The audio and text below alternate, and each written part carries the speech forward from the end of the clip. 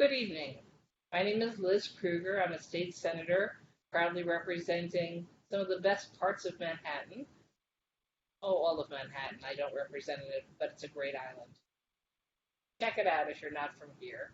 I'm delighted to welcome all of you, some of whom are calling in on the phone and some of whom are viewing this on Facebook.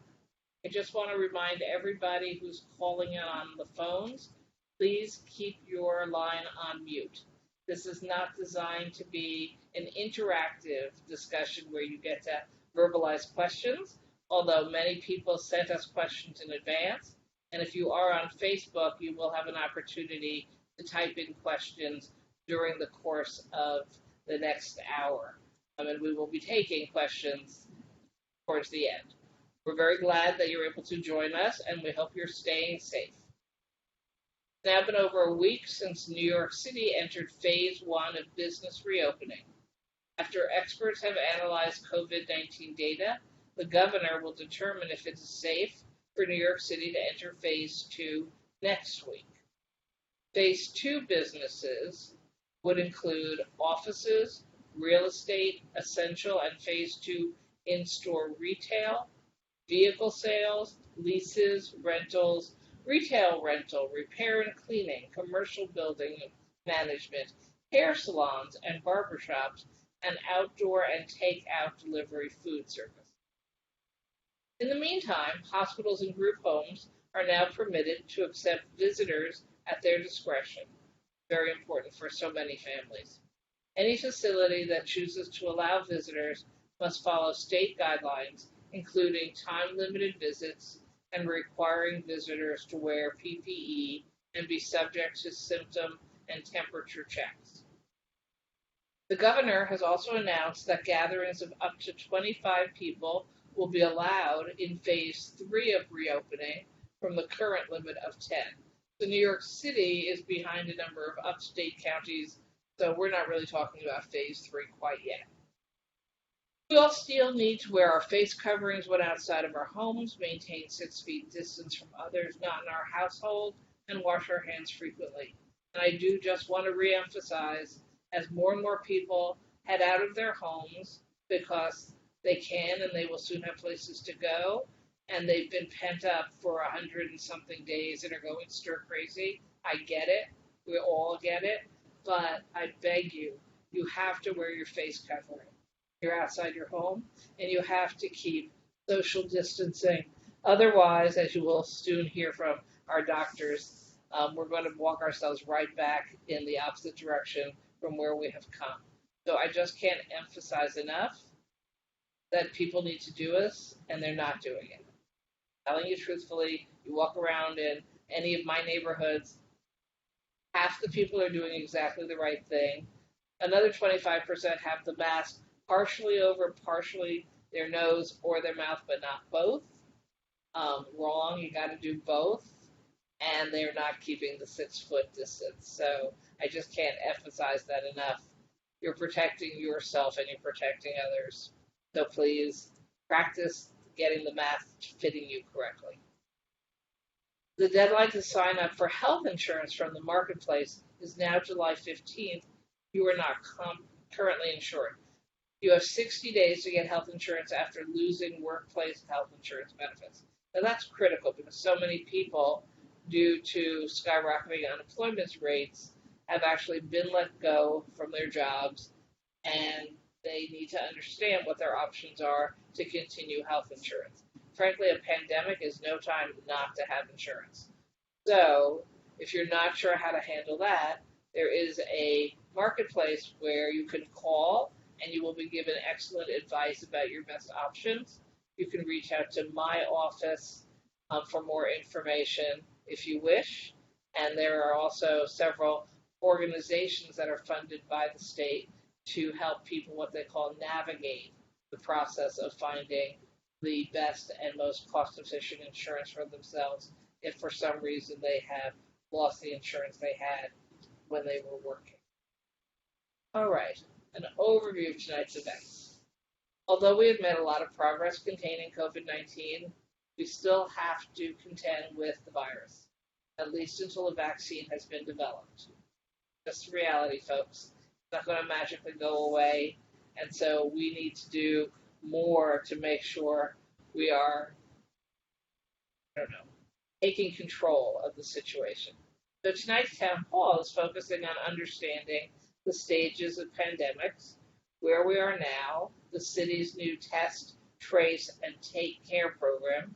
They call it T3, that's easy to remember, and how contact tracing plays an important role in continuing, how contact, how contact tracing plays an important role in containing the virus until a vaccine is developed. We are very pleased to welcome two renowned public health officials.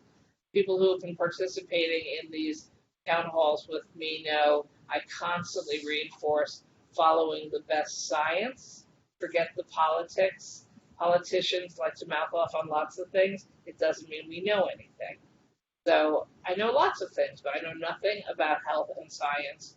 And so I know that we need to turn to experts like these two doctors to really get the right information about how we handle ourselves and our loved ones in the context of COVID.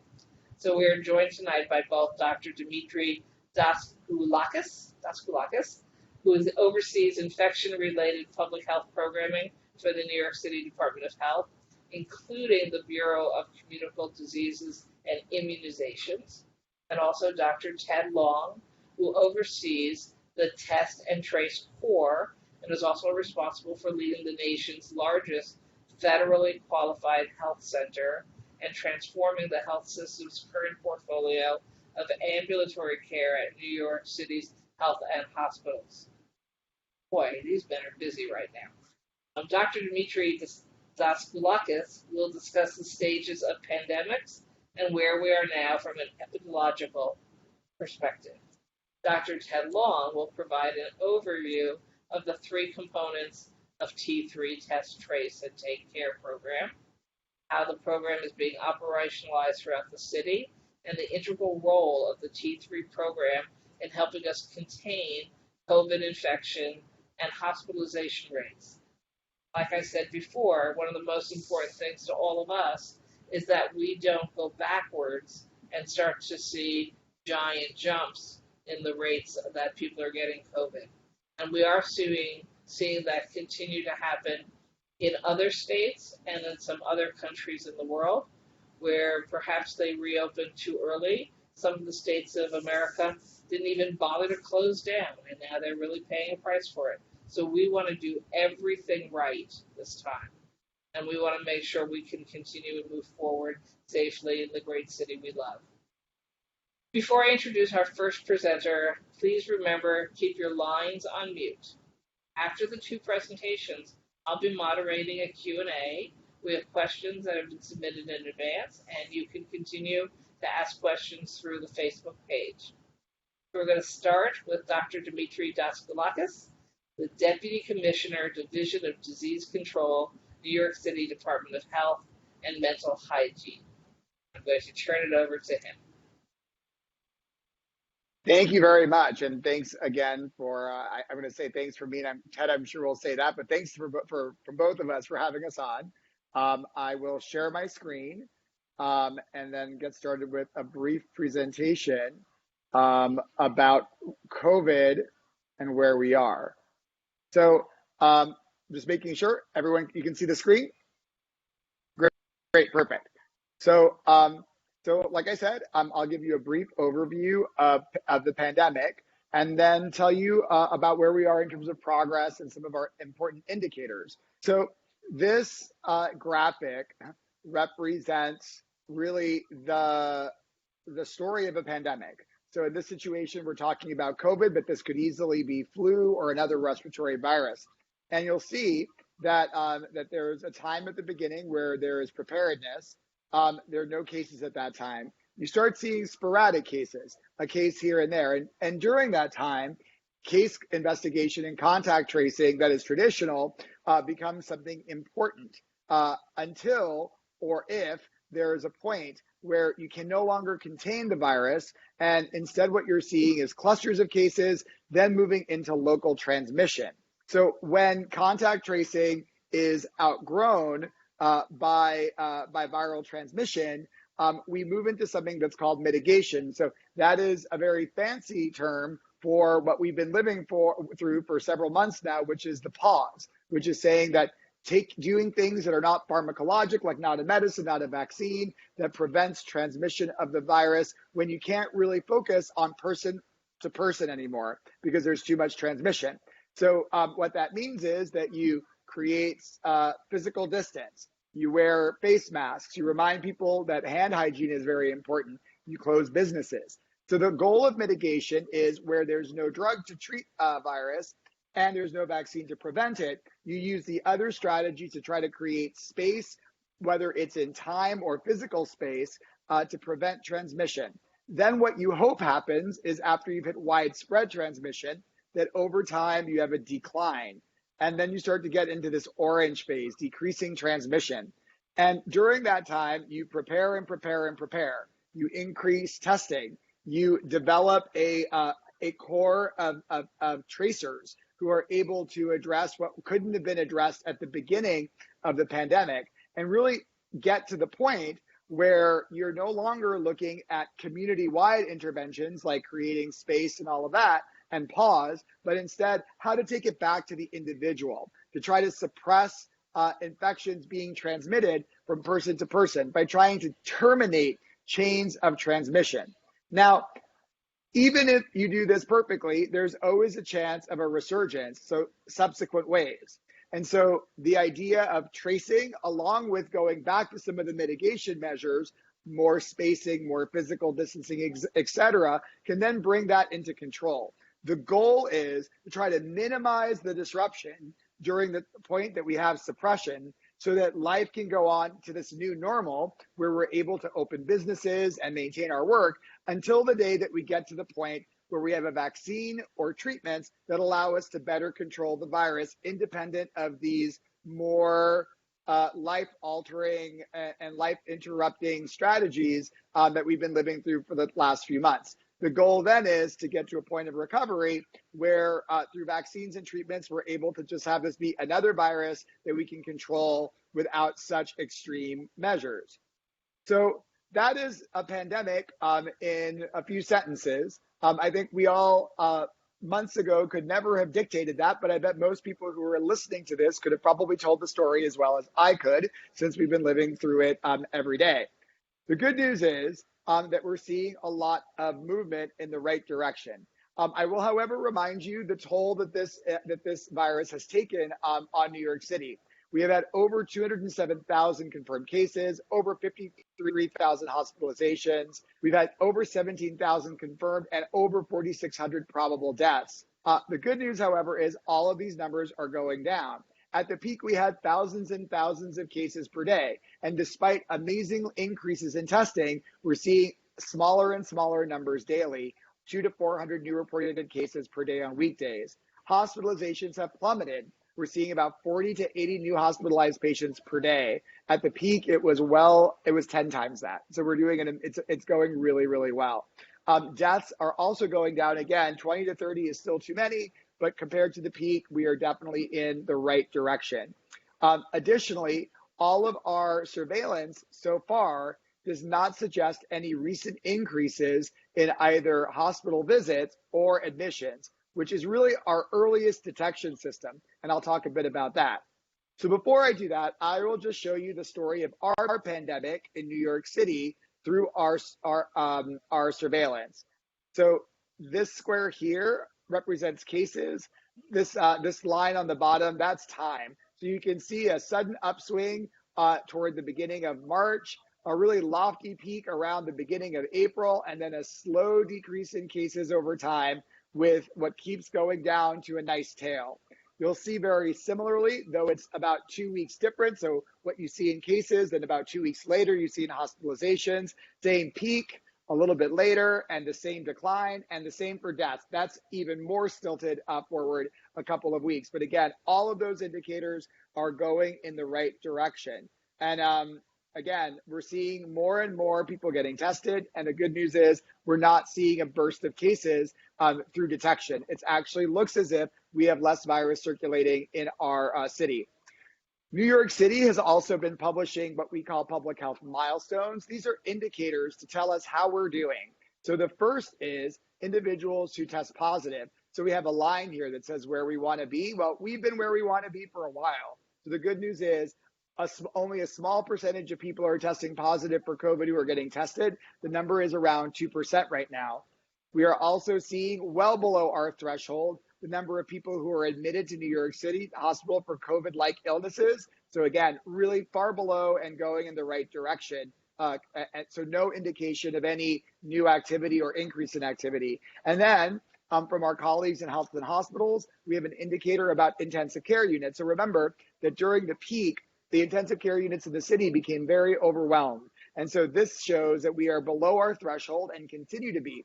So at least from the perspective of city indicators, everything is moving in the right direction. How do you keep it moving in the right direction? Well, I just want to say again, wear those face masks, wash those hands, and heed all the guidance around physical distancing. The phases are there for a reason, and when it's safe to move to the next phase, we will move to the next phase. So though everybody is antsy and the weather is beautiful, we have to earn our step to the next phase. So definitely keep dibs on what you're hearing, and make sure that you comply really closely to all of those recommendations. The state also has wonderful indicators, their early monitoring system dashboard. These are the New York City numbers. I won't go over them in detail, just to say that one of the very important ones is the ability to do testing and tracing. Dr. Long will tell you more about those, and we are exactly actually, we have well exceeded, to be honest, our indicator. So that's great news. And everything else, all systems are looking go. We just have to keep doing what we're doing so the green lights continue and we don't get to a yellow or a red. That means that we have to go backwards. So that is, of course, what the concern is, that as we're going forward and we're moving toward reopening, if we get to phase 2 or 3 and then we start seeing cases, we may have to go backwards. And how far backwards? That'll be really an important decision, but it does mean that we may lose ground. So really critical to follow all of the good guidance that you're hearing here tonight and through other sources. So I'll show you again a success of the first T of the T3 program, which is testing. So you'll see that the story of this pandemic was told by really not a really great launch of testing, because there's some really big issues with testing availability through the federal government. But you'll see that with a lot of involvement by the city and the sort of the conversations that have happened with both public and private partners, you'll see a huge number of individuals who are currently getting tested. That's this dark blue line. So it's got as high as almost 40,000 people tested per week, which is unthinkable when we were at the beginning really begging for testing from the CDC. So a lot of progress has been made, very remarkable. And the other important line is this positivity line, which you'll see comes down very nicely. So the percent continues to go down, or actually stay down at around 2%. So things are moving in the right direction. I added these maps so you could see some of the recent story of COVID. They look at data between June 5th and June 14th. So on our website at the Department of Health, we tend to show the entire story of the entire pandemic on one map. These just give a snapshot of the last 9 days. And what you'll see is this is where the testing is happening in New York City. So you'll see there are parts of Queens and Brooklyn and parts of Manhattan that are getting a lot of tests, a couple of parts of the Bronx, but there are other parts of the city where testing rate has not really been as robust. The next one shows the diagnosis rate of confirmed cases per 100,000 residents. And you'll see that just tells you where we still have some hot spots. So there are some areas in Manhattan. I believe that that's a Hell's Kitchen area that you're seeing light up right here.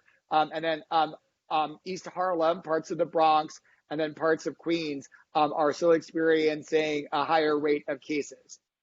In terms of new hospitalizations and deaths, the darker areas represent more activity. So you'll see that there's a lot of activity in the Bronx, and there's a new outlier just starting, which is Financial District. And so we're going to need to learn more about what's happening there, but that is more newer information. So you can see that upper parts of the Bronx have a lot of hospitalizations, or at least rates. And then additionally, you can see the deaths in New York City are really focused in parts of the Bronx, a couple of parts of Upper Manhattan, and then far eastern Queens.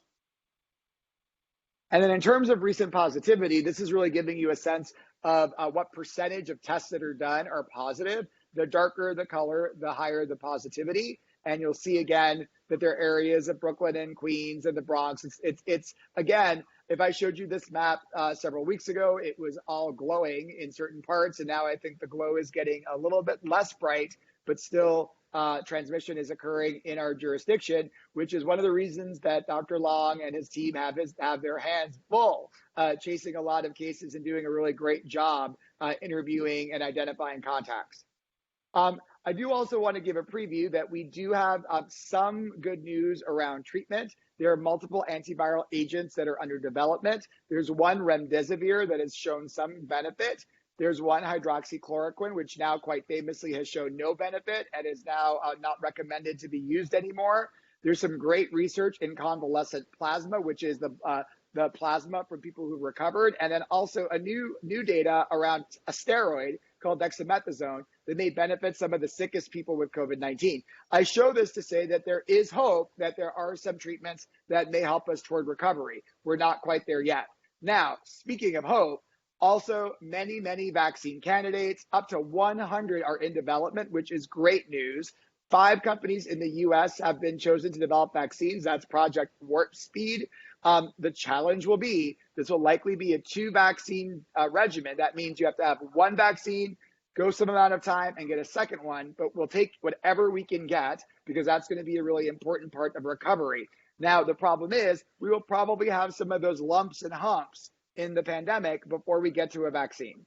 And so I want to just end with the same slide that I started with, that it is to be expected that in a pandemic without a vaccine and without treatment, that we're likely to have some of these humps and bumps. But the most important piece is listening to the guidance and listening to strategy so that we don't ever get to the point of having a peak as big as the first one. So we know we have the technology, we know how, if we have to back off, if we have to go forward, something in combination will happen. And then along with contact tracing and case investigations, all those things put into one package will help us prevent a resurgence that approximates our first experience. Thank you very much. Thank you. Well, that really helped me put it all in perspective. So I want to thank you, Dr. Daskalakis, for making it so clear, I think, and the pictures were great. And it makes me feel very optimistic about where we're going. And so now I would like to turn it over to Dr. Ted Long, again, Senior Vice President, Ambulatory Care, Executive Director, Test and Trace Core of the New York City Health and Hospitals Corporation. And again, I just want to highlight that sometimes we live here in New York City and we don't actually realize that the rest of the country looks at our public health system here in the city of New York as the gold standard. And so we all talk about being appreciative of the first responders, and we are, but really our public health specialists, such as the two of you, really are the best and the brightest, and that is why New York City has dealt with this so extremely well, despite how really horrible the last few months have been. So I just want to recognize that, like other people recognize and want to model what they're doing on what you are doing here in the city. So, Dr. Long. All right. Senator Krueger, thank you for having us and giving us a few minutes of your time, and everybody for joining us tonight.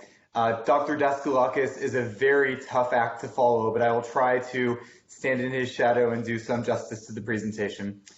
So what I want to talk to you about today is our new New York City COVID Test and Trace Core. The mission of the Test and Trace Core is to prevent spread of the coronavirus across New York City. The way that we're approaching it is there's 3 key ways that we're doing that. First is testing, second is tracing, and third is everything that we're doing to help New Yorkers to keep their families and neighbors safe and get through this. And I'm going to talk about each of those 3 pillars now. So first off with testing. Testing is where it all begins. If we don't have testing, we can't do tracing. When we started to do this program about a month or so ago, we were doing about 10,000, 11,000 tests per day in New York City. Now we're doing upwards of 20, close to 30,000 tests per day in New York City.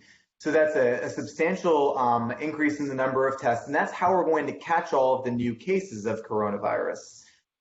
One of the things that we've done, which is one of the important things I want to communicate to everybody listening in here, is we, as the largest city in the country, have gone out there and we've put out a universal testing policy and encouragement.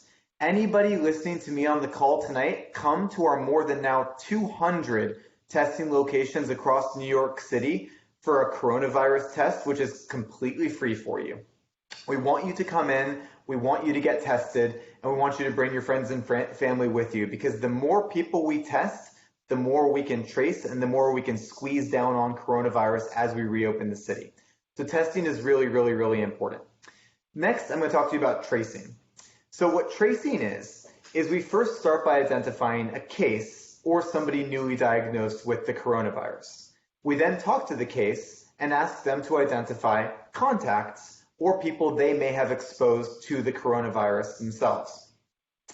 We then trace or track down all of the contacts, call them, and bring them in for a test. And that gives us a very focused and targeted approach to identifying who's likely to have coronavirus in New York City, bring them in to get tested, and then get them to quarantine or isolate as appropriate to keep their families and all of us safe. To give a couple of numbers about tracing, we started this effort on June 1st, so it's been just about 2 weeks now. So some preliminary results for you are in the last 2 weeks of the tracing program, we've identified more than 5,000 new cases of the coronavirus. Of those, there were some where we didn't have a phone number for. However, of those that we did have a phone number for, we reached 94% of them to date. That allowed us to talk to all of those new cases, people newly diagnosed, and get from them their contacts, so the people at the highest risk for having been exposed to the virus. That process generated for us over 4,000 contacts in New York City. Of those, we've been calling everybody that we have a phone number for, and we've reached more than 80% of the people that we have a phone number for that were listed as contacts. So we're doing a really good job of getting through to people. Another really important fact I'm going to give you, which is why we're all in this together and we want to use this program to help, is that more than 300 of those contacts, by the time we, the Test and Trace Corps, called them, they were already actively symptomatic and likely contagious. And in that moment, we were able to intervene to get them to isolate or quarantine, giving them all of the resources that they would need to do so to keep their families, their neighbors, and all of us in New York safe. And that's what the program is all about.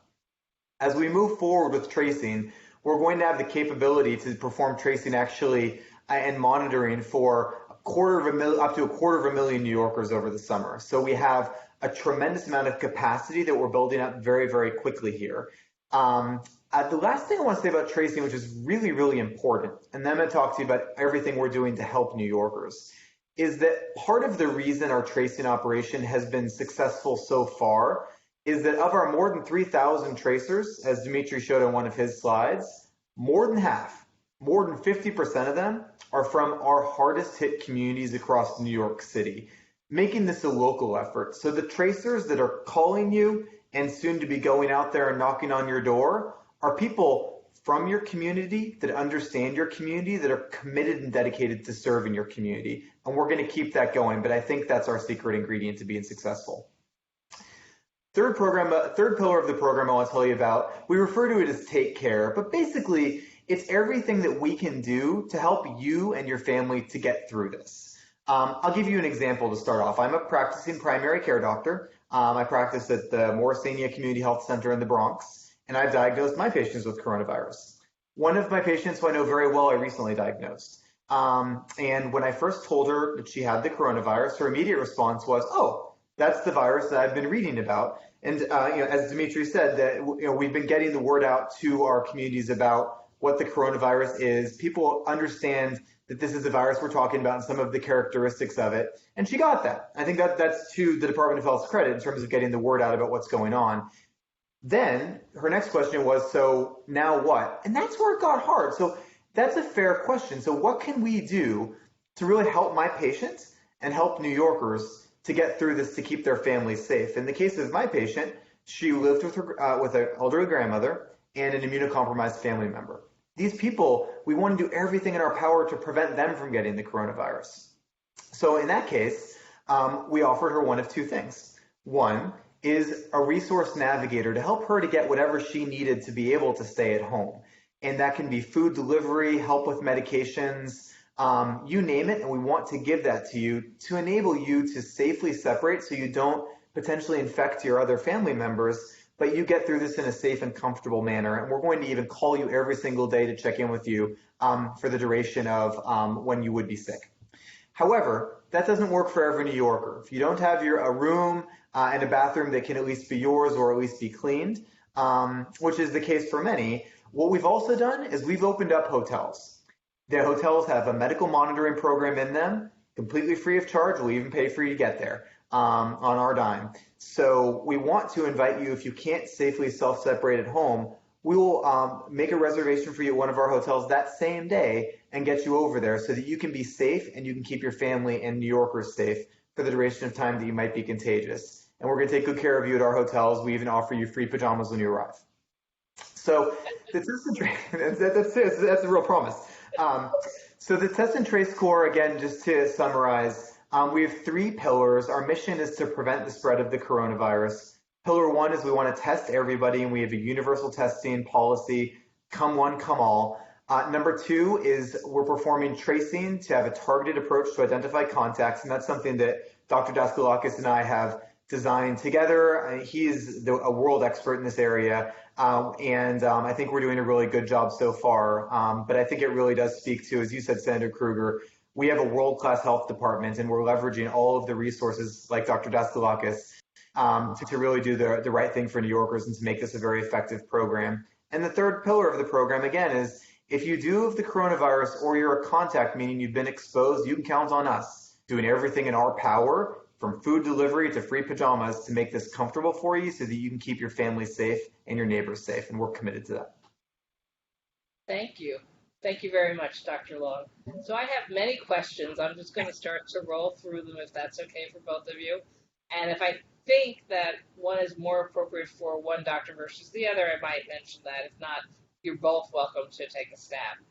All right, the first one I think is probably the one that we all have in the back of our heads, especially now that we read that Beijing is reclosing itself because of the skyrocketing rate of COVID again.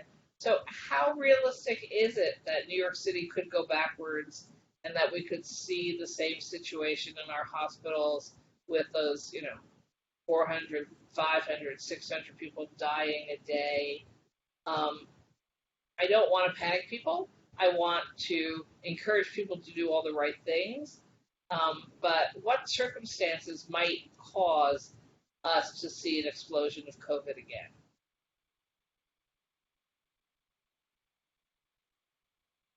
Demetre, you might be on mute. Hi. Oh, yes, you're on mute. I am. Sorry about that. Yep. That's okay.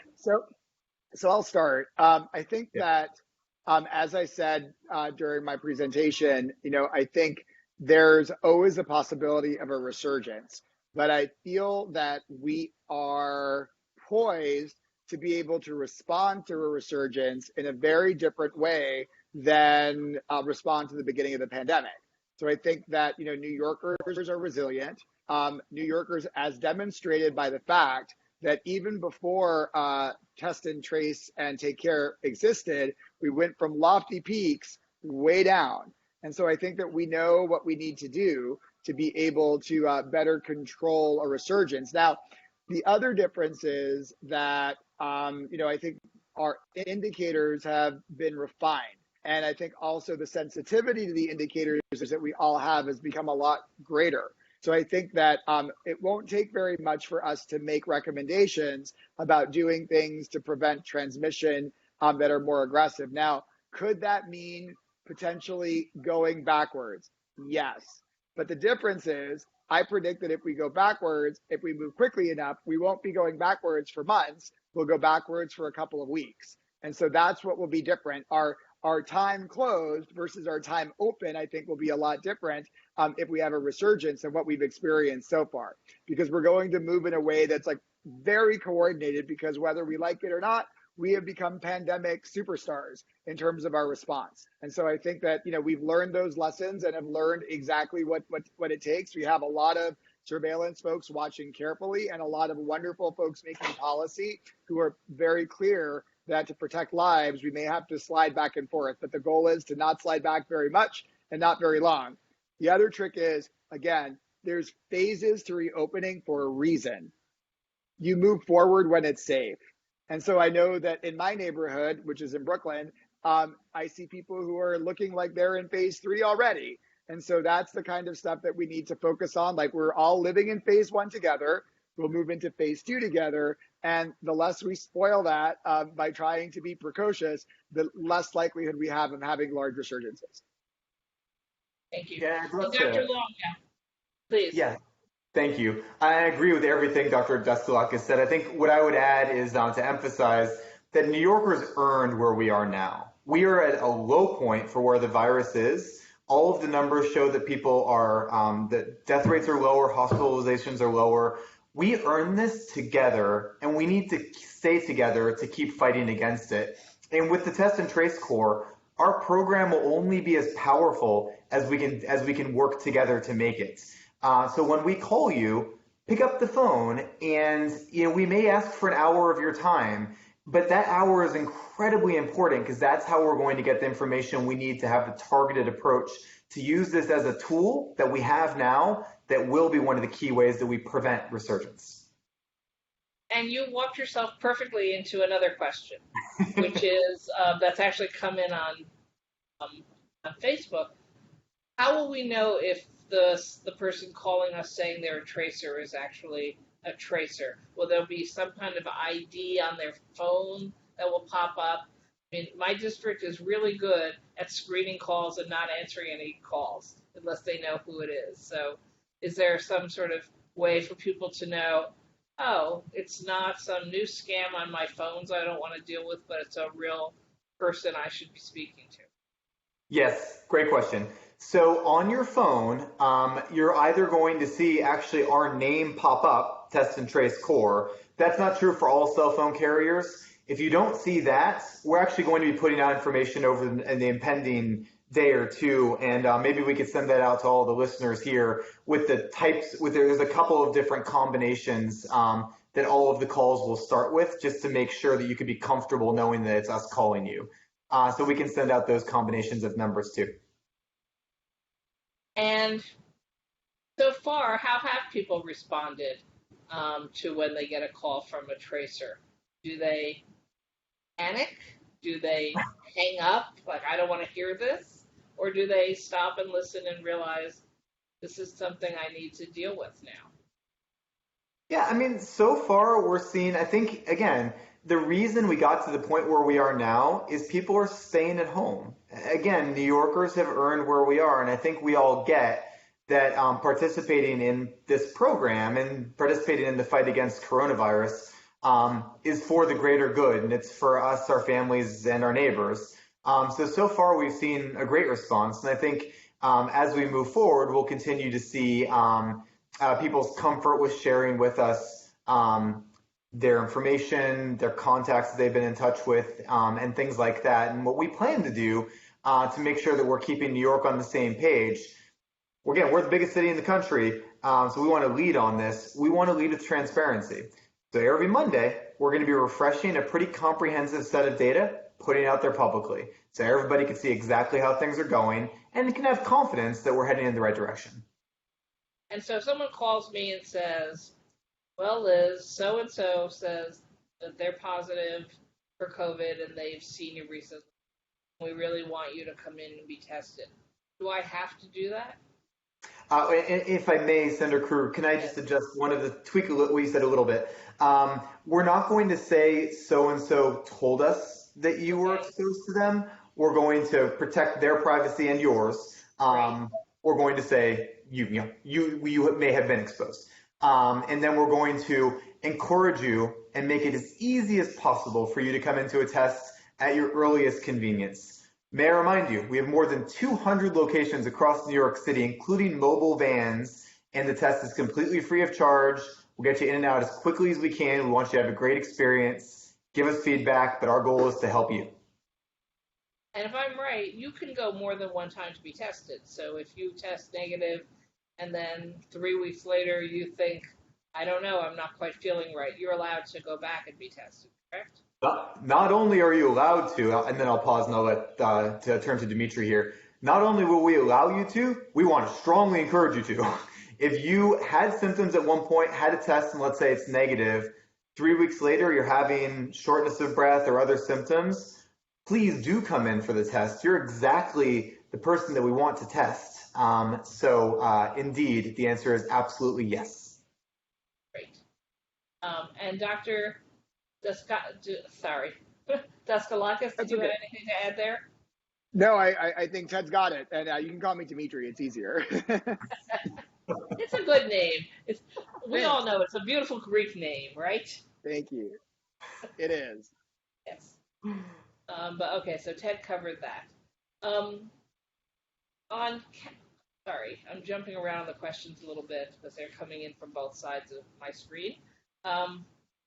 Some of the European countries are setting up where if you're going to go to a restaurant or a museum, you have to make a reservation in advance, and that they might even, test your temperature and be prepared to pass information on to tracers afterwards. Is that something New York City's considering?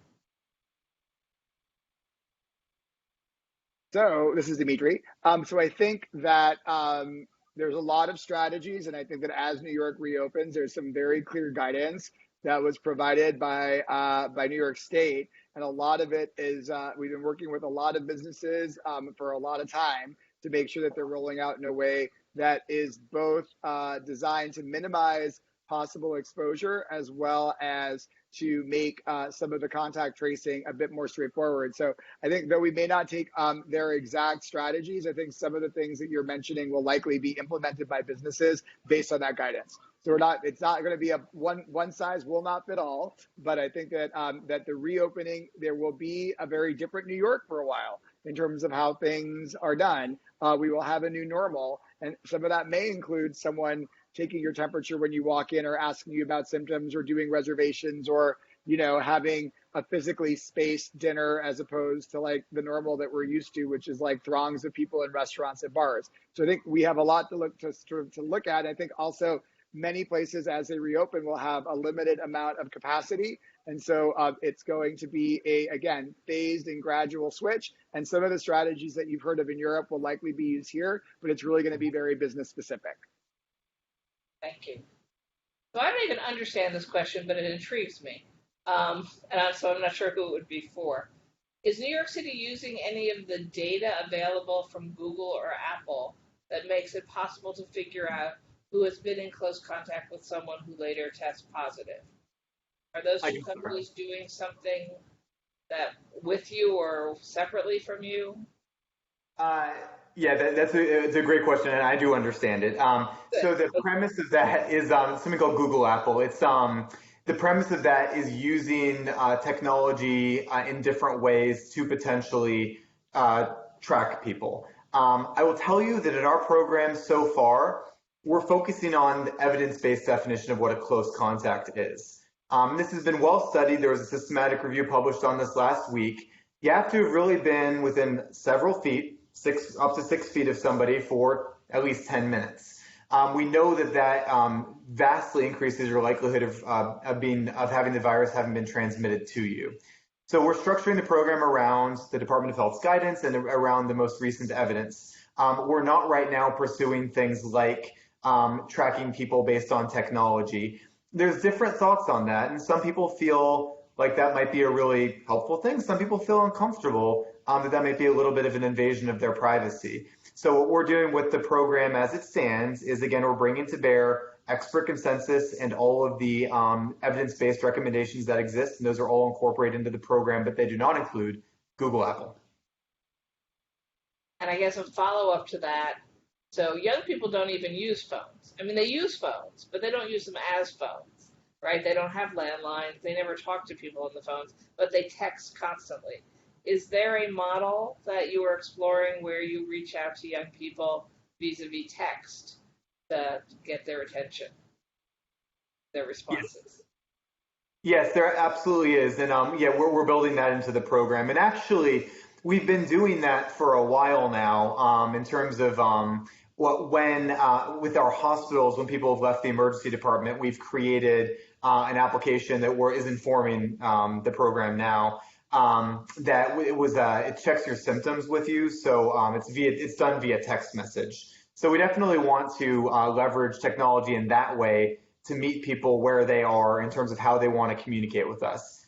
Again, like I said, we're going to be calling you every single day to make sure that you're okay. We care. But as we move forward, if you'd prefer to get a text message, that's the sort of thing where we want to meet you where you are. Right. So I get tested. I learn. I get talked to about it. I'm advised that I really ought to be isolating, and I get offered a hotel room with pajamas and food. Yeah. But my boss says, if you don't come to work, I'm going to fire you. Is there any way, do we have a role to play where you can call the boss and say, look, this person is sick, they need to be isolated, this is a public health crisis? Is there any role for the city there to help the person avoid actually getting fired under these circumstances? So I'll start. So I think that New York State thankfully has some great paid sick leave strategies, and I think that Ted can speak more to this. But I believe that the resource navigators work really hard to try to identify sort of the pathway to make sure that folks have the ability to sort of take time off. Additionally, we provide documentation for people who are sick or who are contacts that really should allow them to take time off work. Now, I know that we don't call an employer to tell them about one of their employees' medical stories. And so that's one of the main limits. So we can support either through what the Department of Health has or the work of Take Care to make sure that individuals are able to communicate well with their employers to allow them to take time off. Ted, I'm not sure if you have anything else to add. Yeah, actually, I would say thank you, Senator Krueger. New York State has a law which protects under COVID your paid sick leave. And that's a strong protection that our resource navigators can help you, as Demetre said, to get connected to. So in the example that you gave, I believe that would be inconsistent with the law, and that will be something that our resource navigators would want to help you to work through. I am proud of being part of the legislature that passed that, but I didn't want to say that because I like handling these I ask you, the experts, the question, and then they're hearing from the medical community the right answer. Yeah. So thank you. What about if it's a situation where, okay, I could go into isolation, but I've got young children at home or elderly parents? Are there sort of alternative plans for people who really need to isolate but aren't in a situation where they can isolate? Yeah, it's a great question. I mean, the reality is, and I gave my patient's example a little bit ago at a high level, everybody's situation is different. And what we are doing our best to do is to make our program flexible to meet you wherever you are. If there's anything our resource navigators can get you at home to get you and your family through this, again, food delivery is an immediate example that always comes to my mind. We will do that for you. We will help you. We will give you those resources. However, if you, let's say, have an elderly family member and you have a young child, we will offer you to come to our hotel for sure.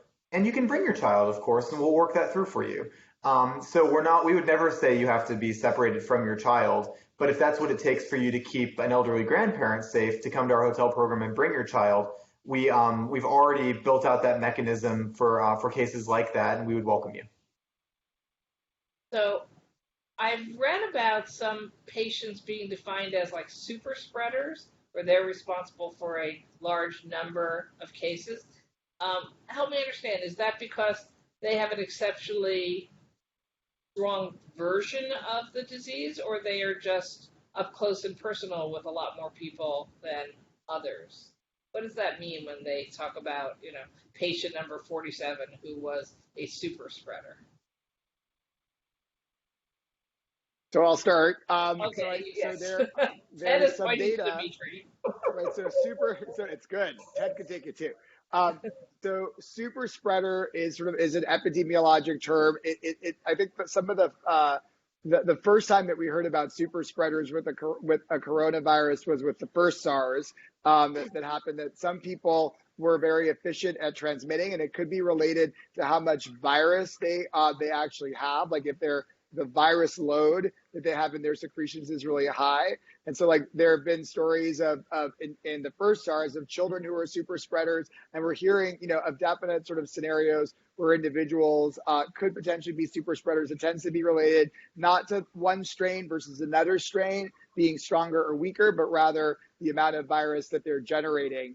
That's another reason that Ted's work is so important right now, that whether you're however you're infected, that getting cases isolated and comfortable being isolated means that less of those opportunities could happen to allow for like a significant amount of spread from one human.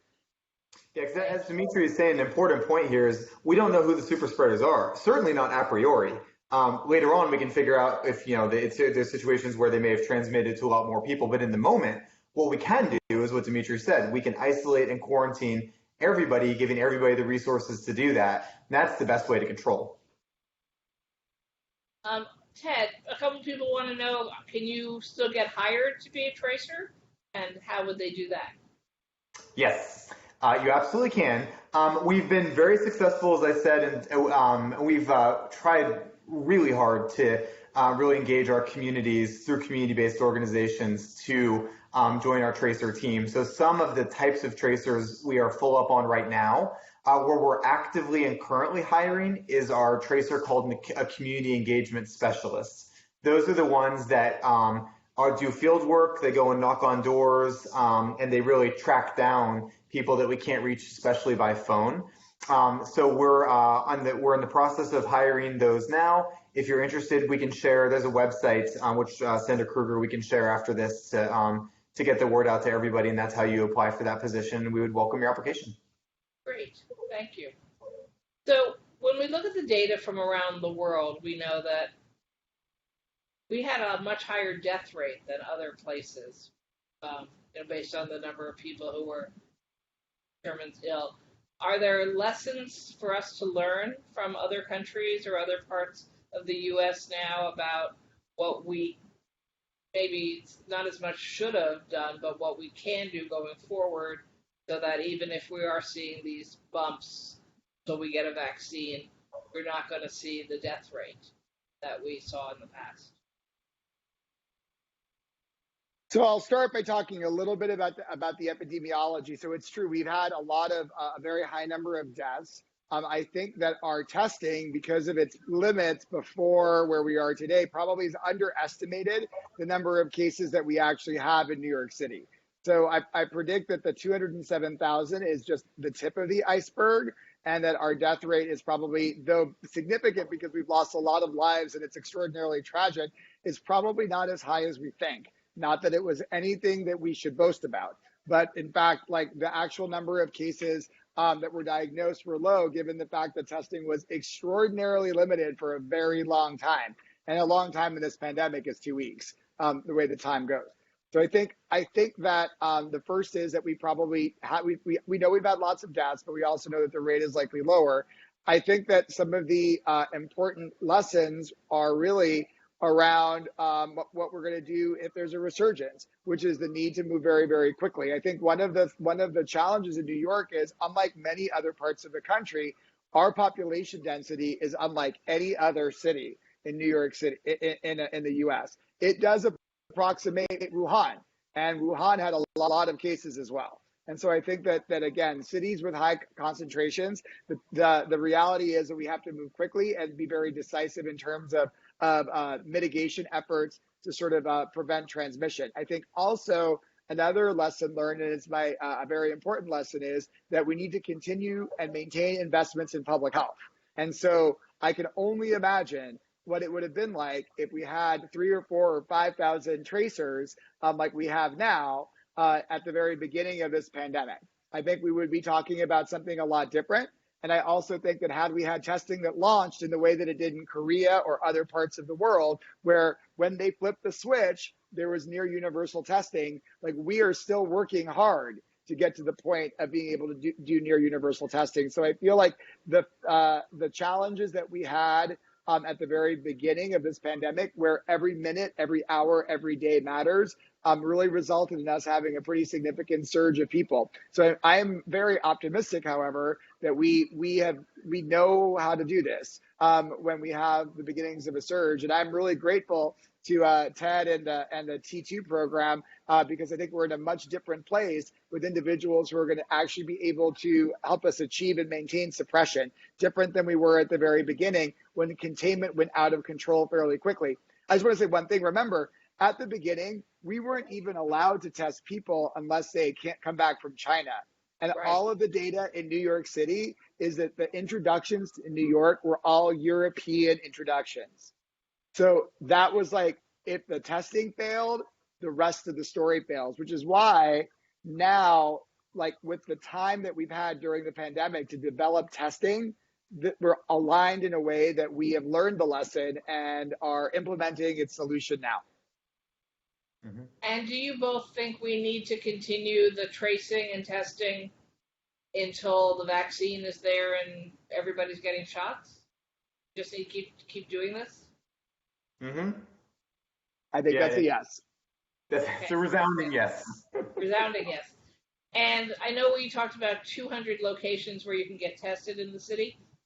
People are asking, are there different tests and some are better than the others, or does it not matter what kind of test and where you go at this point? Yes, it does matter. So generally there is the PCR test, which is the one where you have something put in your nose.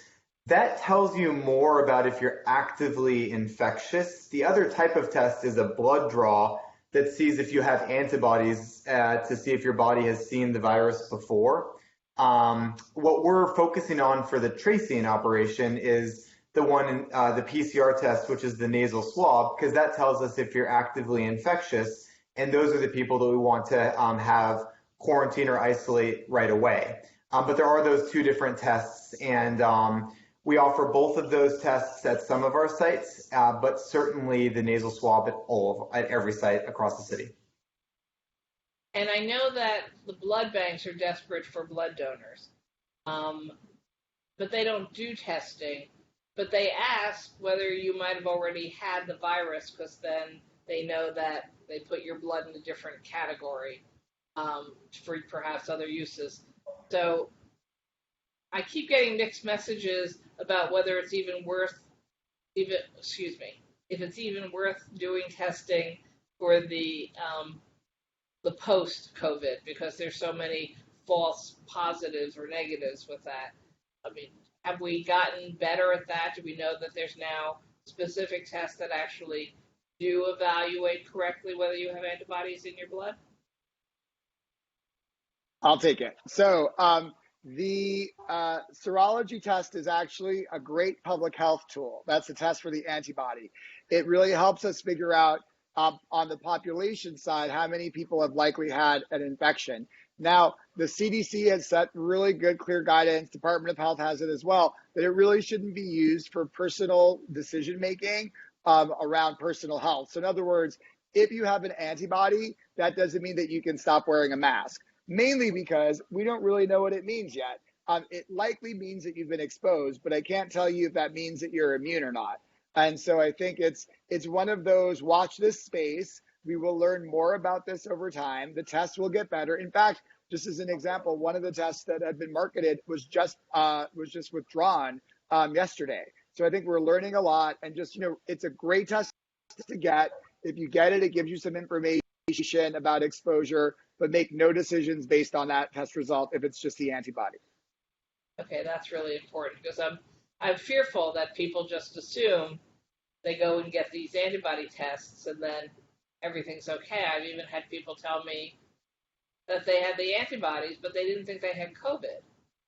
And I was like, so one answer could be, well, you had COVID and you didn't know it because you were asymptomatic and you were never tested at the time because we weren't testing. But the other possibility is false information from tests. And I guess there are reasons people might have related antibodies in their body even if they never had COVID. I don't know. No, that's correct. Some tests are better than others, and there are some tests that do have cross reactions with other coronaviruses. Remember, coronaviruses, there's 3 or 4 that circulate that are causes of the common cold. And so if you have cross reaction to that, you'll have a false positive for COVID-19. So not ready for prime time for clinical decision making.